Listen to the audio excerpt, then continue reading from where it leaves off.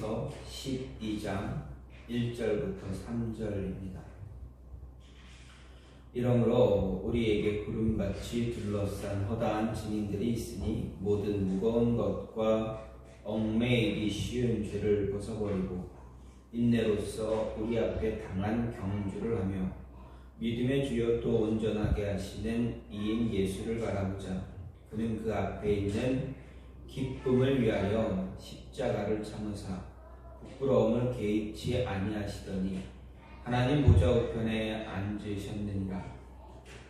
너희가 피곤하여 낙심하지 않기 위하여 죄인들이 이같이 자기에게 거역한 일을 참으신 이를 생각하라. 아멘. 오늘 말씀 히브리서 12장 1절부터 3절 말씀입니다. 예전에 좀 거의 한 20년, 25년 정도 된 것 같습니다. 조금 더 되죠.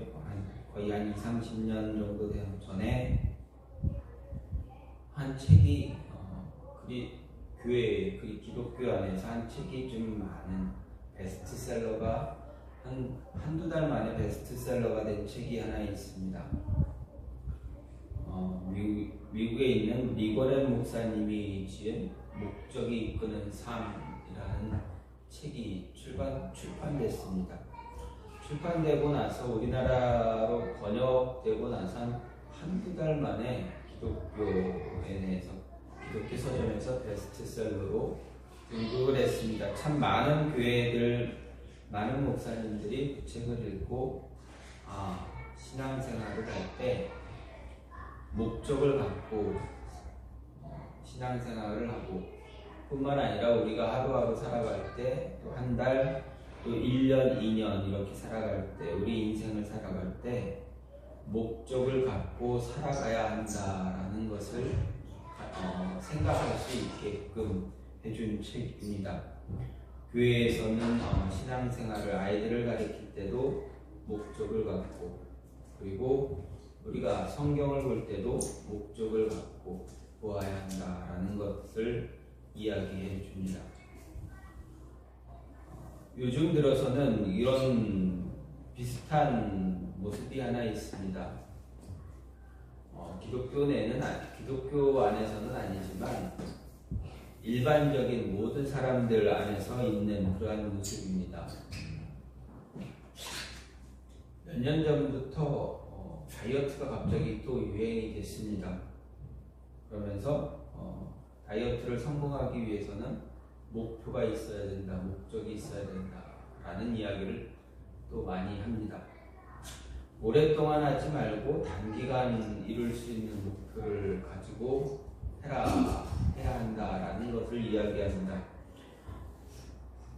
뿐만 아니라 이런 다이어트뿐만 아니라 공부할 때도, 공부를 하게 될 때도 목적을 갖고 목표를 세우고 단기간에 무엇을 얼만큼 이루어야 할 것인가를 그런 목표를 갖고 살아야, 목표를 갖고 공부해야 이룰 수 있다 이야기합니다. 제가 공부할 때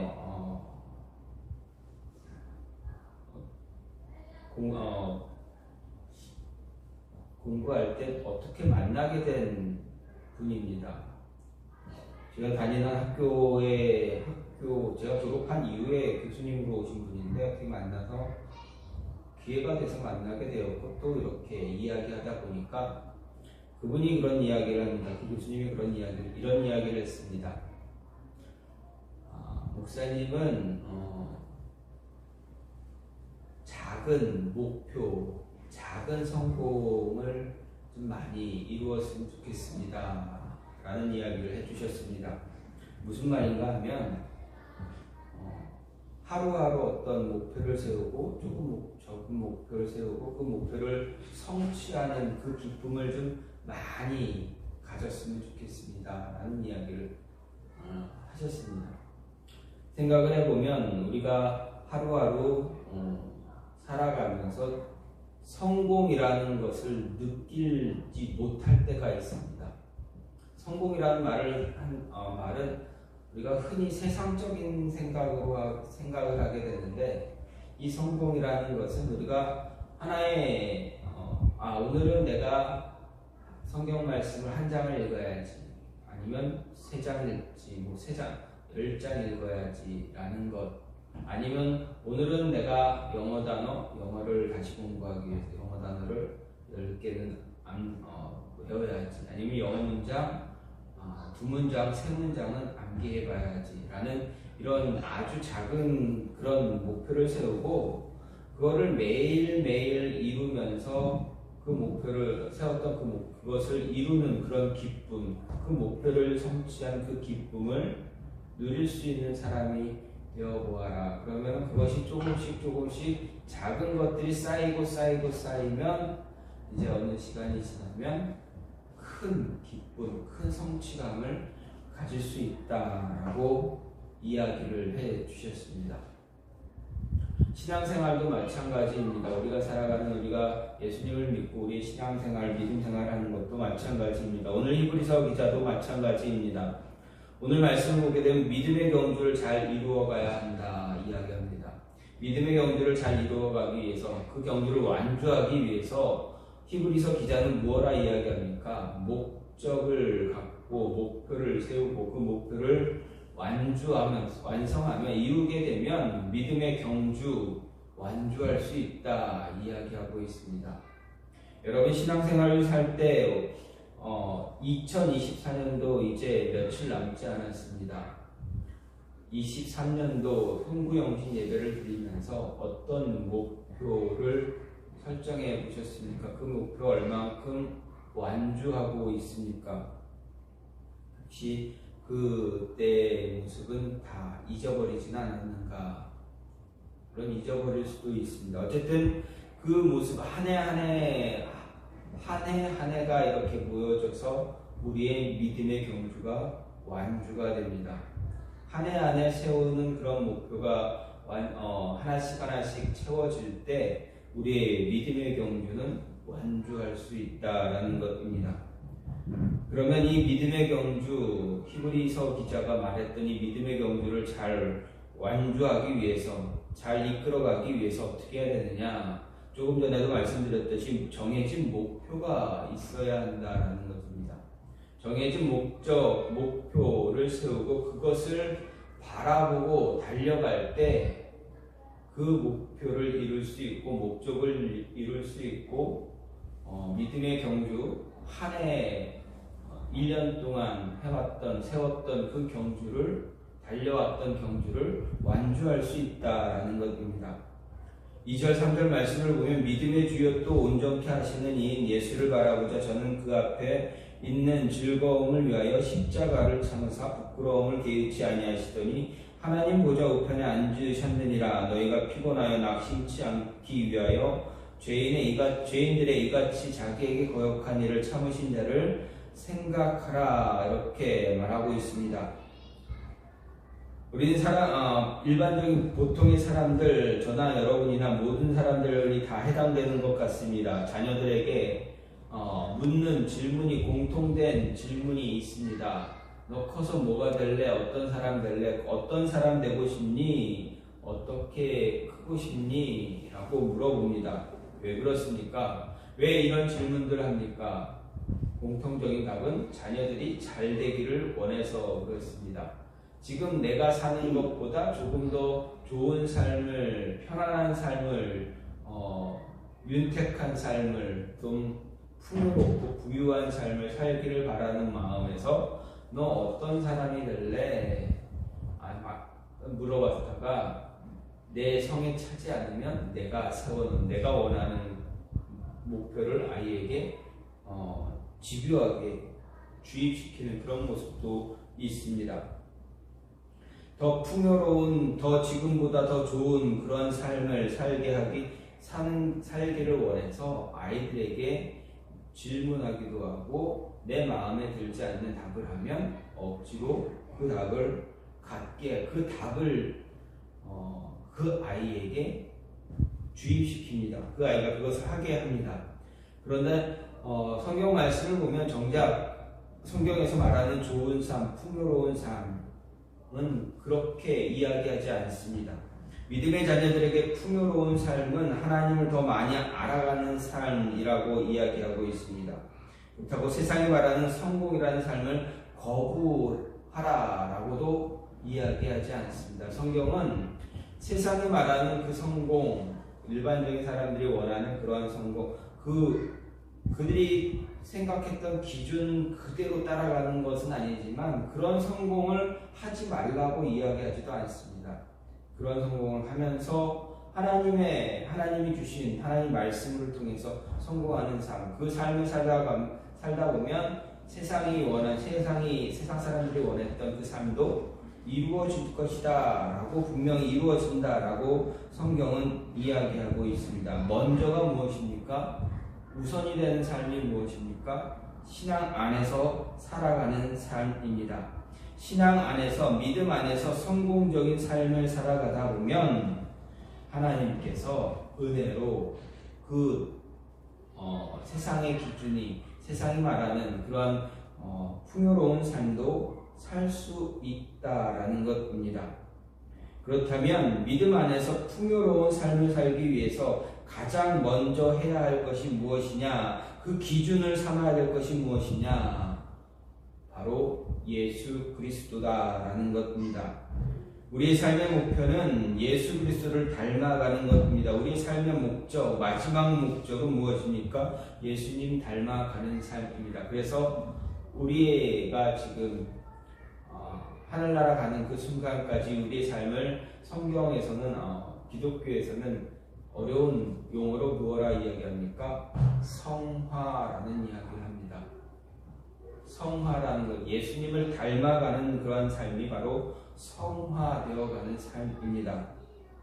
그럼 예수 그리스도를, 우리는 예수 그리스도를 지속적으로 바라보고 끊임없이 생각할 수 있어야 예수 그리스도를 닮아갈 수가 있습니다. 그래야 우리의 삶의 목표인 예수님 닮아갑니다. 그래서 히브리 기자는 믿음의 주여 또 온전케 하시는 이인 예수를 바라보자 라고 이야기하고 있는 것입니다. 다른 이가 아닌 바로 예수님을 바라보고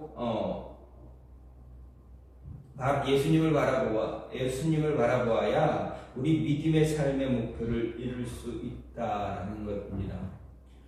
예수 그리스도라는 목표를 세우고 그 목표를 바라보면서 살아갈 때에 우리의 믿음의 삶은 바른 길로 살아갈 수가 있다. 고든 길을 따라갈 수 있다라는 것입니다.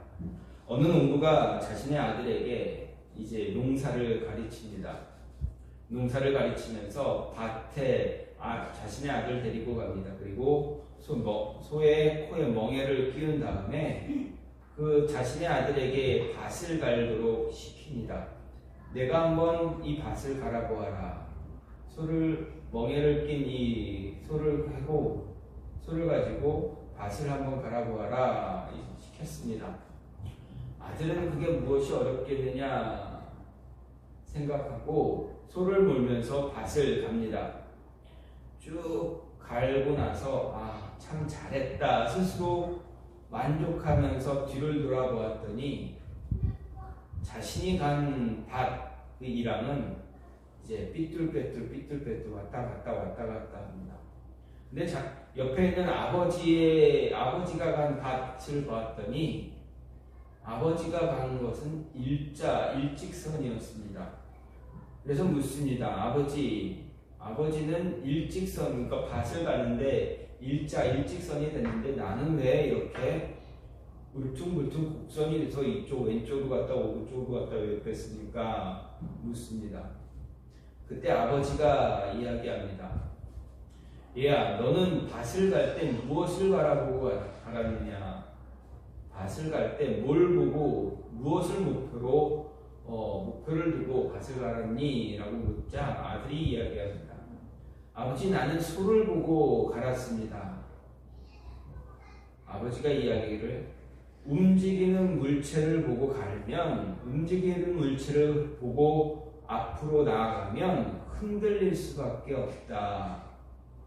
밭을 갈 때 소를 보지 말고 저 앞에 있는 커다란 나무, 그 나무를 목표로 두고 그 나무만 보고 따라가면 갈게 되면 일직선이 될 수 있다. 나는 그렇게 한다. 이야기합니다.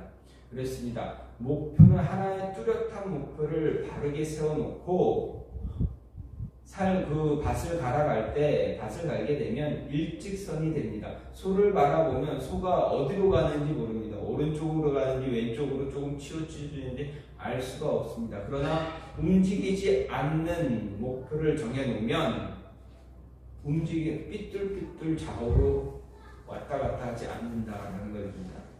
우리의 신앙생활이 마찬가지입니다.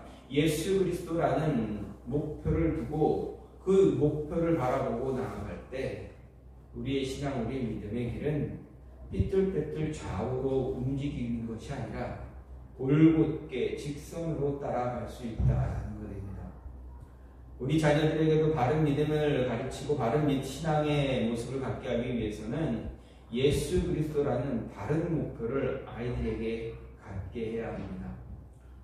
그래야 신앙 안에서 믿음의 경주를 온전히 이룰 수가 있습니다. 히브리 기자가 이 목표에 대해서 이야기할 때 육상 경기를 예를 들었습니다. 육상 경기를 하는 사람들 무엇을 목표로 달려갑니까? 마지막 끝에 있는 그 결승점을 바라보고 합니다. 움직이지 않는 그 결승점을 바라보고 가니 가장 빠른 길로 달려갈 수밖에 없습니다. 움직이는 목표를 보고 가게 되면 어떻게 됩니까? 좌우로 치우치다 보면 옆에 있는 라인을 침범하게 되면 어떻게 됩니까? 반칙으로 패하게 됩니다. 승리하지 못하게 됩니다. 바로 가장 빠른 길 그 목표를 두고 달려가는 것이 바로 결승점입니다. 마찬가지입니다. 우리 신앙생활도 마찬가지입니다.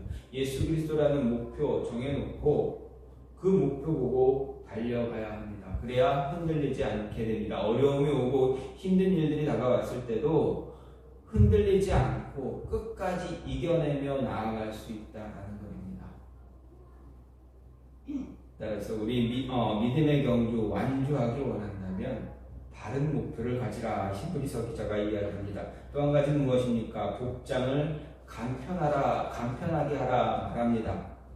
1절 말씀을 보면 모든 무거운 것과 얽매이기 쉬운 죄를 벗어버리고 인내로서 우리 앞에 당한 경주를 경주하며 이렇게 말하고 있습니다. 이는 성도의 신앙생활을 운동경기 비유해서 표현했습니다. 즉 우리가 예수님을 영접한 이후 영광의 그곳에 도달하기까지 달리기 시합에서 경기를 하는 달리기 선수와 같이 믿음의 경주를 하고 있다는 이야기입니다. 그렇다면 달리기 시합에 나간 선수들 그들의 필수 조건들 무엇일까 보게 됩니다. 여러분 운동 경기 할 때 올림픽을 할 때 육상 달리기 100m 달리기 아니 또는 400m 개주를 하든 400m를 달리든 어쨌든 육상 선수들의 복장을 보십시오. 보게 되면 어떻습니까? 굉장히 단촐합니다. 간단합니다. 불편한 것 하나도 없습니다. 혹시라도 달릴 때 바람의 저항이 생길까봐 온몸에 딱 달라붙는 옷을 입게 합니다. 어떻게 보면 좀 민망할 정도로 달라붙는 옷을 입게도 합니다. 왜 그렇습니까? 저항을 이겨내야 하기 때문에 그렇습니다. 조금이라도 저항을 이겨내면 0.1초라도 단축할 수가 있고 0.1초 단축하면 메달의 색깔이 바뀌게 됩니다. 세계 신기록도 바뀌게 됩니다. 어쨌든 그렇게 하기 위해서 참 복장을 매우 간단하게 합니다. 예수님께서도 제자들을 파송하실 때 가르치시고 제자들에게 이제 너희도 가서 복음을 전하라. 가서 복음을 전하고 연약한 자들을 돕고 병든 자를 치유하고 능력 주시면서 보낼 때도 그렇습니다. 그렇게 말씀하셨습니다. 무엇라 이야기하십니까? 너희 이렇게 복음 전하러 갈 때 이것저것 싸들고 다니지 말아라. 간편하게 가라. 먹을 거 걱정하지 말고 전대 이런 거 다 막 이렇게 들고 다니지 말고 간편하게 간단하게 나아가서 복음을 전하라 라고 이야기해 주셨습니다. 제자들도 그렇습니다. 간단하게 복장을 가지고 간단하게 나갔습니다. 믿음의 경주를 완주하기 위해서는 우리의 복장 간단하게 해야 됩니다. 얽매이기 쉬운 그런 것들, 무거운 것들 다 내려놓아야 내려놓아야 합니다. 히브리 기자는 그것을 무엇라 이야기합니까? 바로 무거운 것, 얽매이기 쉬운 것, 그것을 바로 죄다라고 이야기합니다.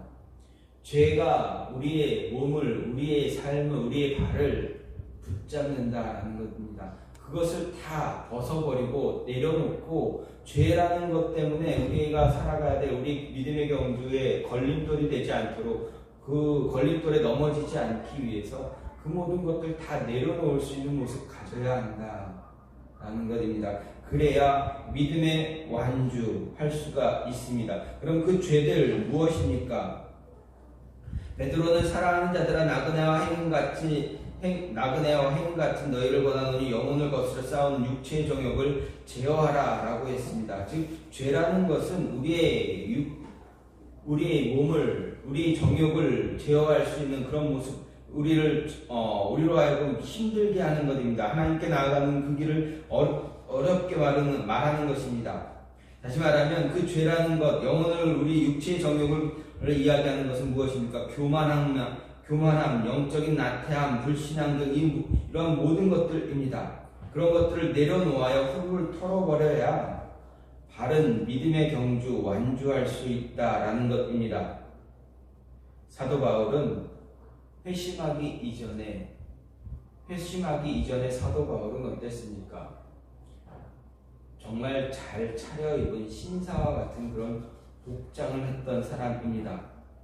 그래서 사도 바울은 회개하기 이전에 자신을 어떤 사람이라 이야기합니까? 나는 이스라엘의 족속이요, 베냐민의 지파요, 히브리인 중에 히브리인이요, 율법으로는 바리새인이었다라고 이야기합니다. 율법으로는 흠이 없는 자였고 또 권위가 있는 가말리엘의 문하생이었다. 그리고 로마의 시민권을 가진 자였다라고 자신을 이야기합니다. 이것이 무엇입니까? 복음을 전하는 데 있어서, 예수 그리스도를 전파하는 데 있어서 이스라엘 족속이다, 나는 베냐민 지파다, 내세울 것이 무엇이 있겠습니까? 아무 소용이 없습니다. 아무 그런 의미가 없습니다. 히브리인 중에 히브리인이었다라고 이야기해봐야 예수 그리스도를 전하는 데 있어서 그 이야기를 하고 그렇게 이야기했기 때문에 더 많은 사람들이 바울과 함께 예수님을 믿었습니까? 그렇지 않습니다. 율법으로는 바리새인이었다고 했는데 오히려 바울은 복음을 전할 때 바리새인들, 유대인들에게 오히려 더 많은 핍박을 받았습니다. 가말리엘 문하생이었지만 아무 소용이 없었습니다. 로마의 시민권을 가진 사람이었지만, 율법으로 흠이 없는 자였지만 예수 그리스도 전하는 데 있어서 아무 도움이 되지 못했습니다. 오히려 사도 바울은 예수님을 만난 이후에 이 모든 것 다 내려놓았습니다. 자신의 복장을 아주 간단하게 했습니다. 다 버리고 배설물처럼 버리고 표대를 향해서 달려갔다. 목표를 향해서 달려갔다. 그랬더니 내가 이렇게 믿음의 경주 완주하게 된다라고 고백하고 있습니다. 그렇습니다. 복장을 간단하게 함으로 인해서 믿음의 경주를 완주할 수 있어야 합니다. 마지막으로 믿음의 경주 잘 마치려면 어떻게 됩니까? 인내해야 한다라는 것입니다. 3절 말씀을 보면 너희가 피곤하여 낙심치 않기 위하여 죄인들의 이같이 자기에게 거역한 일을 참으신 자를 생각하라 라고 이야기합니다. 성도들은 누구나 그리스도의 장성한 분량이 충만한 데까지 이르기 위해 믿음의 경주를 부단히 달려가야 합니다. 그런데 그러다 보면 혹 지치고 피곤해서 쓰러지는 경우가 있습니다. 바로 이런 상황을 내다본 히브리 기자가 당시 핍박과 시련 가운데서 신앙을 지켜가야 했던 성도들을 향해서 이미 자신을 거역한 자들을 참으신 예수 그리스도의 인내하신 그 모범을 생각하면서 믿음으로 견뎌내라 권면합니다.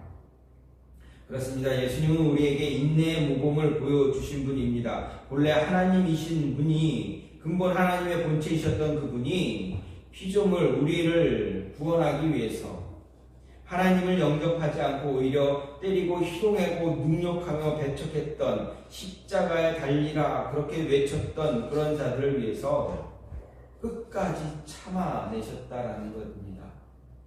분명 예수님은 십자가 위에서 내려올 수 있는 능력이 있는 분이었습니다.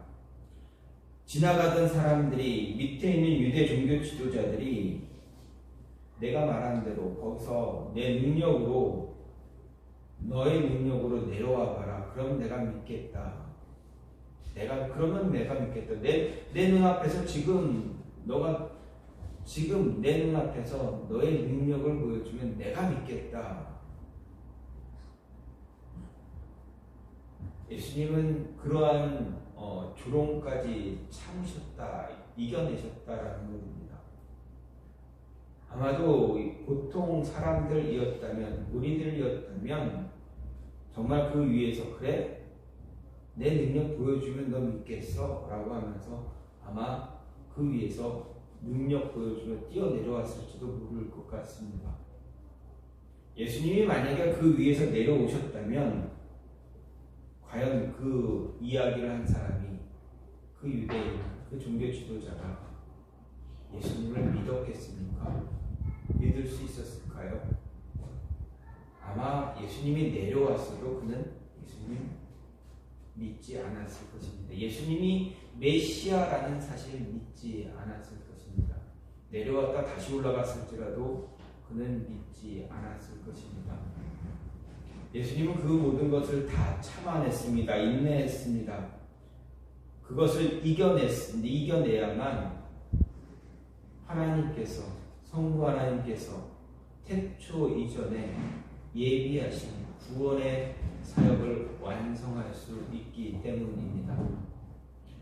끝까지 참는 것만이, 참아내서 인내해야만 구원의 사역이 완성될 수 있었기에 예수님은 끝까지 참아내신 것입니다.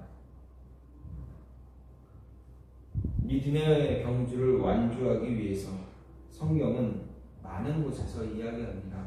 인내하라, 견디라, 참아라 이야기합니다. 참는 자가 복이 있다, 이렇게 이야기합니다. 그런데 그게 쉽습니까? 너무 어렵습니다. 인내하는 게 너무 어렵습니다. 버티는 거, 견디는 거 좋아하는 사람 아무도 없습니다. 그럼에도 성경은 믿음의 경주를 완주하려면 그래도 견뎌야 한다, 인내해야 한다. 내가 했던 것처럼 너희도 해야 한다. 내가 했기에 너희도 할 수 있다 말합니다. 만약에 예수님께서 사람의 몸을 입지 않고 십자가에 달리지 않으셨다면, 아이고 예수님 하나님이시지 않습니까? 신 아닙니까? 우리와 다르지 않습니까? 라고 우리는 이야기하고 반박했을지도 모릅니다. 그런데 어떻습니까? 우리가 그런 반박하지 못하게 하기 위해서 친히 사람의 육신을 입으시고 그 처절한 고통을 다 이겨내셨던 것입니다. 그러면서 우리에게 말씀하십니다. 참아라, 견뎌라, 인내해라. 믿음의 경주, 인내하려면, 잘 완주하려면 이것까지도, 참을 수 없는 것까지도 참을 수 있어야 하고, 이길 수 있어야 되고, 견뎌낼 수 있어야 한다 이야기합니다. 그렇습니다. 믿음의 경주 완주하려면 잘 이겨내야 합니다. 그 모습이 저와 여러분 안에 있기를 간절히 소망합니다. 우리에게 주어진 믿음의 경주 완주하는 그날까지 끝까지 인내하고 견디고 참아낼 수 있는 저와 여러분의 모습이 되길 원합니다. 성경은 많은 곳에서 믿음의 경주에 대해서 이야기합니다. 많은 신앙의 선배들을 이야기하면서 그들이 어떻게 믿음의 경주를 완주했는지 이야기해 줍니다. 특히 히브리서 11장에 보면 믿음의 선배들 얼마나 많은 사람들의 이름이 나타납니까? 우리가 여태까지 지금까지 수없이도 계속 반복해서 읽어왔던 묵상했던 성경 말씀을 보면서 그 성경 말씀 안에 나타나는 믿음의 선배들, 그 선배들의 이야기를 우리가 묵상할 때 얼마나 많은 사람들이 믿음의 경주를 완주했습니까? 그때 그 완주를 이룰 수 있었던 것이 무엇입니까? 목표가 있었습니다. 하나님이라는 천국 하늘나라라는 예수 그리스도라는 목표가 올바른 목표를 가지고 있었습니다. 그리고 참 복장을 간단히 했습니다. 세상의 것에 얽매이지 않으려고 했습니다. 그리고 끝까지 어떻게 했습니까? 인내했습니다. 그랬더니 그 믿음의 경주를 완주함으로 인해서 하나님이 기뻐하는 그런 믿음의 선배가 되었습니다. 저와 여러분도 그런 모습을 우리 자녀들에게 보여줄 수 있기를 간절히 소망합니다. 이 시간 같이 기도하기 원하는데, 하나님, 우리에게